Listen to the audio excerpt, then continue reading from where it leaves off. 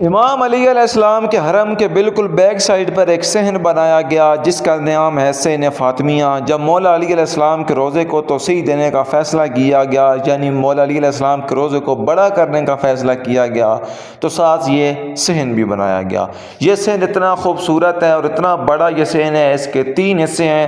پہلا حصہ زائرین کے لیے، دوسرا حصہ خداموں کے لیے، اور تیسرا حصہ جو ہے وہ علماء کرام کے لیے بنایا گیا ہے۔ مولا علی علیہ السلام کے روضے کے ساتھ یہ جو صحن ہے، یہاں پر جو لوگ یہ چاہتے ہیں کہ وہ نجف اشرف میں نکاح کریں، یہاں پہ وہ دفتر بھی موجود ہے جہاں پر لوگ آ کے نکاح کرتے ہیں۔ سامنے مولا علی علیہ السلام کا خوبصورت روضہ اور مولا کے روضے کے اوپر چاند بھی سلام کر رہا ہے میرے مولا علی علیہ السلام کو۔ سبحان اللہ، اتنا پیارا یہ جنت کا ٹکڑا نجف اشرف مولا علی علیہ السلام کے حرم کے بالکل ساتھ بنایا گیا ہے۔ سبحان اللہ، رسول پاک صلی اللہ علیہ وسلم کے جگر کا ٹکڑا بی بی فاطمہ زہرا سلام اللہ علیہ کے نام سے، جس کا نام صحن فاطمیہ ہے، جنت کا ایک ٹکڑا ہے مولا علی علیہ السلام کے روضے کے بالکل ساتھ، زائرین کے لیے کھول دیا گیا ہے۔